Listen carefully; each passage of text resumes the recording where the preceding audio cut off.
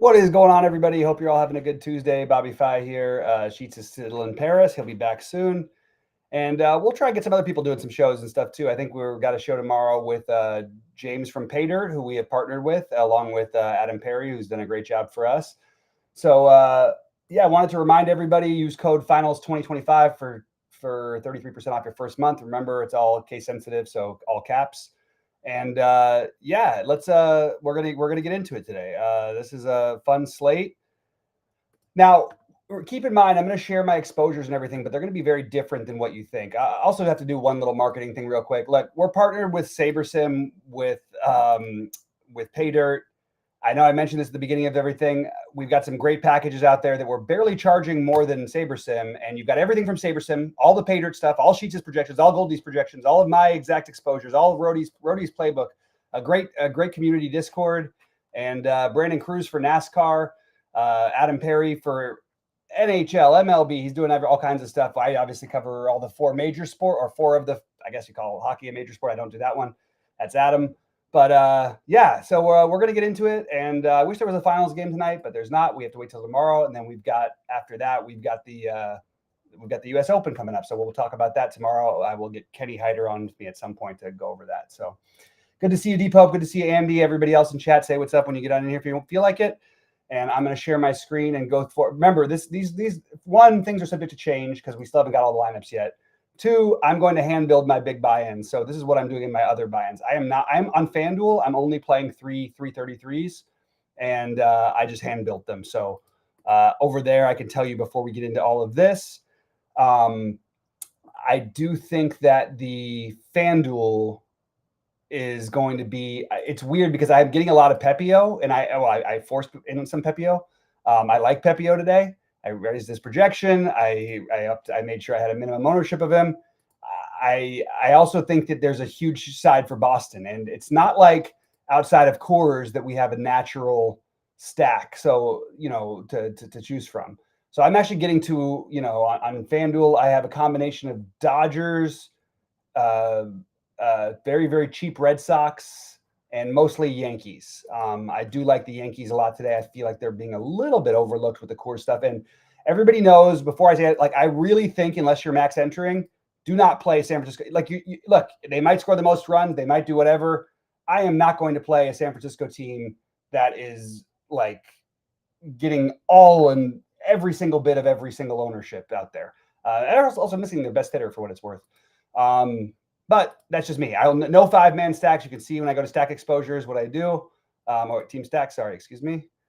You can see of the 5-mans, I crossed out San Francisco. I put a 0 next to San Francisco. No 5-mans for San Francisco.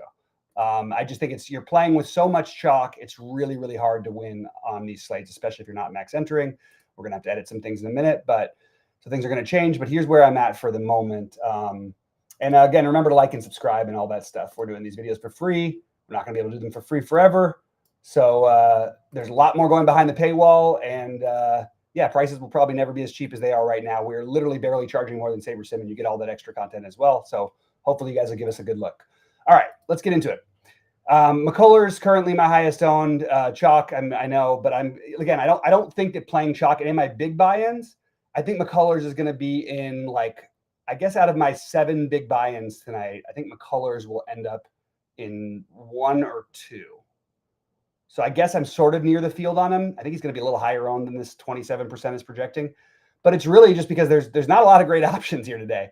Love Mackenzie Gore, extremely tough matchup. That's the one who I feel like I'm going to probably side with the most in those.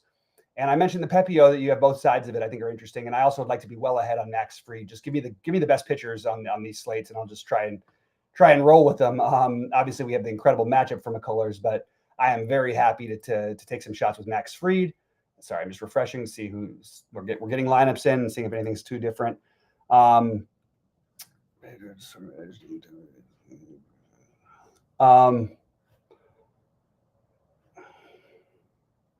right, so let's get into it. Sorry, I'm getting a little distracted by our Discord. All right.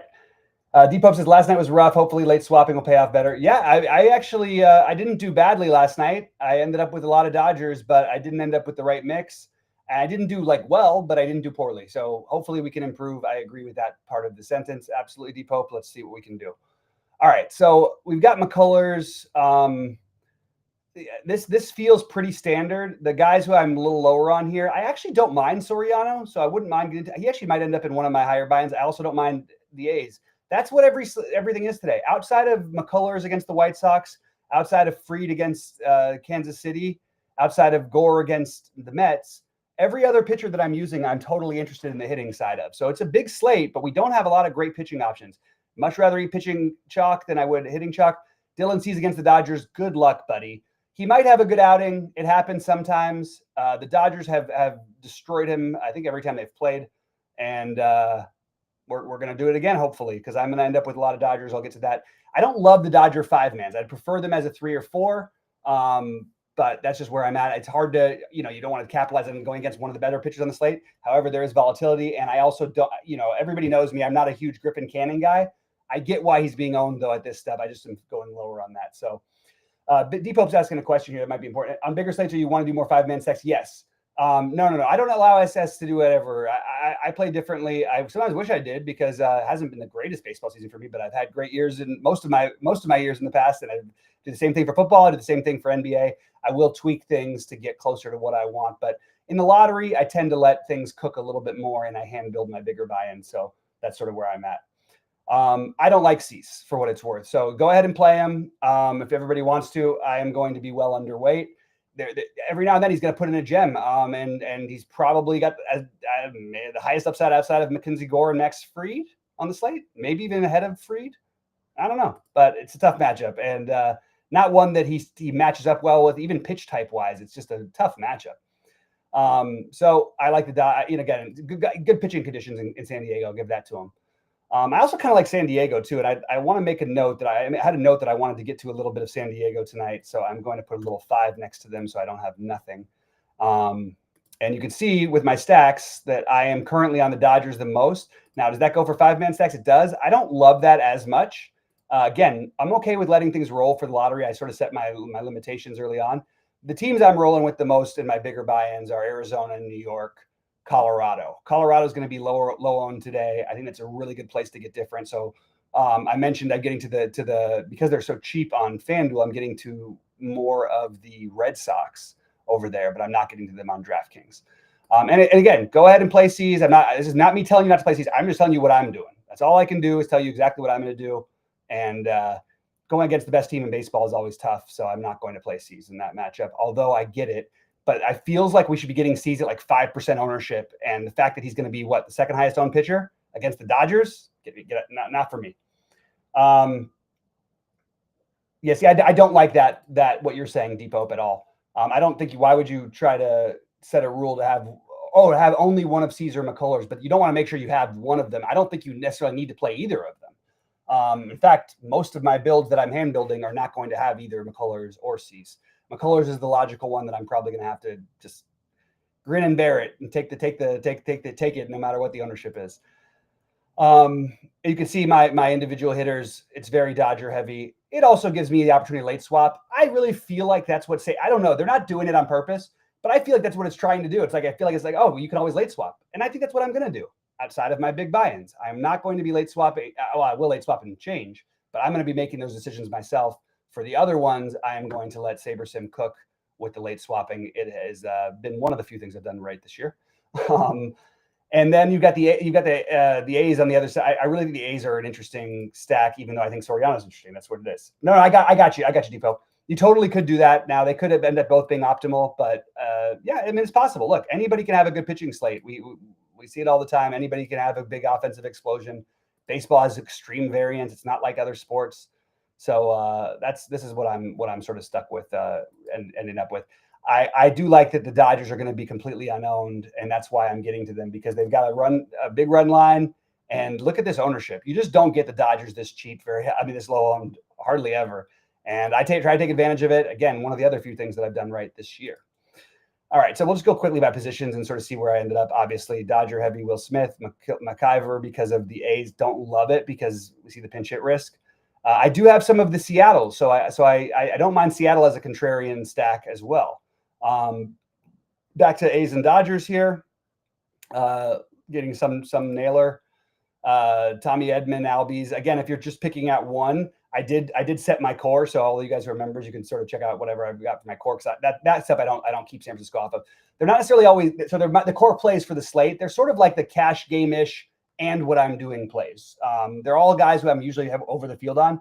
But like I said, I might be over the field on some Giants tonight. I'm not going to be over the field. No, I actually won't be over the field because they're going to be so popular. But I don't mind them as like a 3-man. I just hate the 5-man stacking of the teams that are so popular. Now, if you're playing a tournament with less than 100 people, as Rody pointed out earlier, not such a bad idea to maybe get a little bit of that exposure. Max Muncy, we've got 2 Max Muncies in the house tonight. Both of them are getting a little bit of love from me. Max Muncy at 2,400 on or 2,500 on FanDuel is a play that you can use for value as well. This is just sort of going through exactly what I've got, and you sort of get the idea of where I'm at. I would like to get to more Yankees, but I'm going to think if I have to hand build it and do it that way, if I have to limit my Dodger exposure, I will. I do think trying to take a shot against Noah Cameron. Now, the guy's got some talent, but give me a young pitcher against a patient Yankees team, and I think we've got a chance for an 81-degree heat or whatever. I think that's probably the stack we want more of even. So I'm going to actually make this a little bit higher, and we're going to go 22. And it's going to lower my Dodgers, and we're going to rerun it in a second. We did get some lineups in. Arizona's is in. I think came out as we expected. So we're going to rebuild real quick, and I'll give a very quick peek of my FanDuel lineups. No, I don't really want to do that. It just feels not worth it. I did send it to all the subscribers. I can't do it otherwise. I have some thoughts on the U.S. Open, which I'll get to a little bit later, but or I guess I'll get to tomorrow. But I think that it's a very, very interesting tournament because there's a lot of narrative talk. And a lot of times we hear this and then it doesn't work out. It does feel like it's going to be incredibly difficult. Maybe we're overrating length a tiny bit just because it's so the only thing everybody's talking about. Maybe some guys sneak in there who are just reasonable golfers that can go shoot +4 over the weekend and finish in like 4th place. It's the kind of guy you would really love to have. So trying to figure that one out still. Very, very, it's going to be tough no matter what. But who are good players on tough courses, I think it's a really good way to start weighing some of that stuff. So we'll get to it a little bit later. All right, let's see what we're going to end up with. I think with upping that Yankee exposure just to getting above where we had them is going to take away some of my Dodger exposure. That's where I'm at. How do I feel about 5-man versus Giolito? I feel like Giolito fits that same category. I think he's in play, and I think the 5-man against him is in play. I have no issue with either way. I think Tampa Bay, the problem with Tampa Bay is you get like 4 pinch hitters in there. So I prefer the Boston side. You actually do with Boston too. It's a little tricky with them. Like last night, I mean, look at look at that game. It was a shootout, but like, look at how many guys pinch hit in that game. It was ridiculous.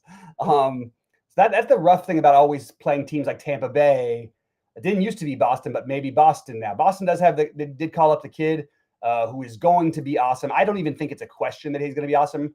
Roman, what's his name? Roman Anthony. I think he's going to be awesome. I think it's just that simple. I think Roman Anthony is going to be great. And I really don't think that we need to overthink it. It's going to be, who knows, but he's 2,500 on FanDuel. So I think Roman Anthony, like if I was playing cash on FanDuel, I would play Roman Anthony, and you're getting tournament ownership on him because he's very low owned. All right. Any other questions or thoughts? I appreciate seeing Corey. Corey, good to see you again, man. Always love when Corey's in the house. And we're going to see what I ended up with. But other than that, like I said, baseball slates are easy to go through fast. Not much changes. So if there's anything I missed, feel free to weigh in. But as of right now, I'm sort of ready to go. And let's see. I should say ready to go and build my higher buy-in stacks. Oh, we're still getting the Dodgers, it looks like. Did they not give us that much? They really don't like the Yankees today. There, we got the A's all of a sudden because the A's go with the Yankees. Because I'm guessing the 5-mans are going to be A's, yeah. And then we're going to end up with 3-mans of Yankees, right? Oh, no, 4-mans Yankees. Where are the Yankees going? They're 2-mans. They're all 2-mans because they're so expensive, because the Judge is so expensive. All right, so we're going to make sure we do a little bit more of this. Again, I don't want to tweak with it too much, but I think it's worth it to get more Yankees in. And let's do this. Let's make sure the Judge is not going to be like left off of these. All right. No problem, Andy. Good to see you as always, buddy. All right. We're going to rebuild and run one more sim, and then I am probably going to get out of here unless we get other questions or thoughts. All right, all right.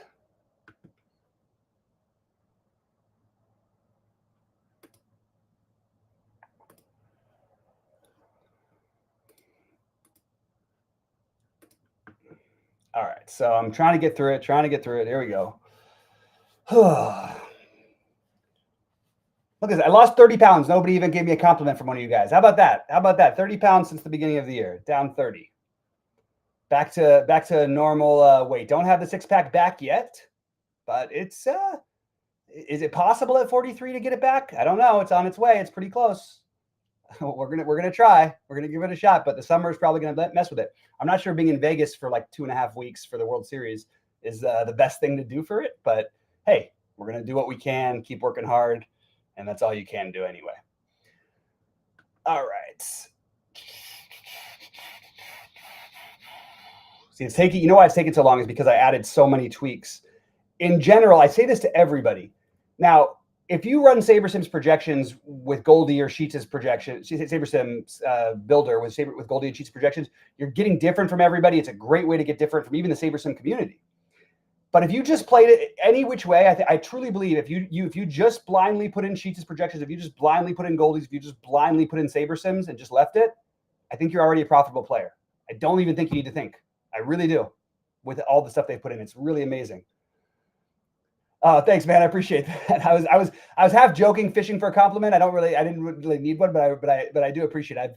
Usually people used to be so cruel and say all this stuff. So I guess when I finally got back down and I'm in the middle of a fast that's sort of like the bookend of my, trying to be super healthy. I'll be still be healthy, but not quite as healthy. So I'm doing a cleanse for the next day and a half, which actually is until Thursday morning.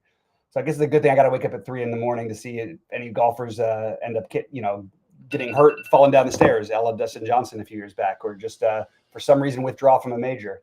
So yeah. Anyway, all right. So here's where we're at now. I think we're going to get a little closer to what we wanted with the Knicks. I'm sorry, with the Yankees. Little more McCullers than I'd like, but I'm okay to eat it because I don't feel great about any of these pitchers. As I mentioned, we're below I like being overweight Fried. I like being overweight Pepio, even though again, like the stacks against them too. I'd like a little more of Giolito if I run this again, which again, I'll do it when I have the Dodgers and Padres and A's and Mariners lineups. But now it looks like we're all A's. Okay, this might be too much. I like the A's. Tonight. I don't think we need this much. We can cap it at 45 and rebuild from there. And then we're going to see what happens.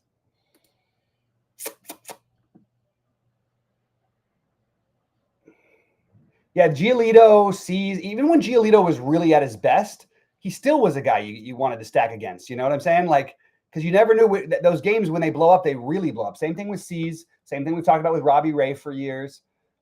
Same thing that used to happen to Corbin before he got terrible. And then he became the worst pitcher in baseball for like 4 years. But when he was good still, you could it's like either no hitter or the guy's giving up like 10 runs in 3 innings and can't hold any runners on either.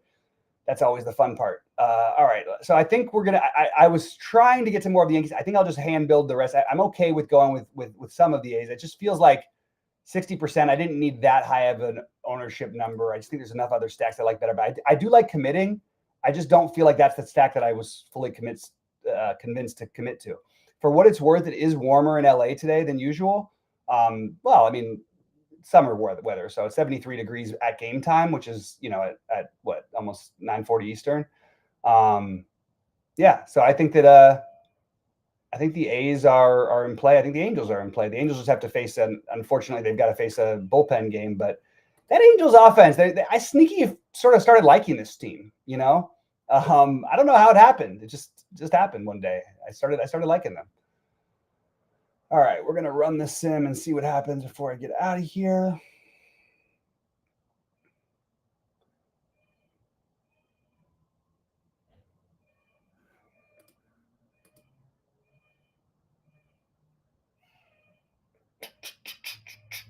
This is when I need someone else to talk to. Sheets is sort of okay, just like leaving it silent. I spent too many years at Roto Grinders, too many years like listening to sports and stuff to just dead air is bad. But it is what it is. We're going to see.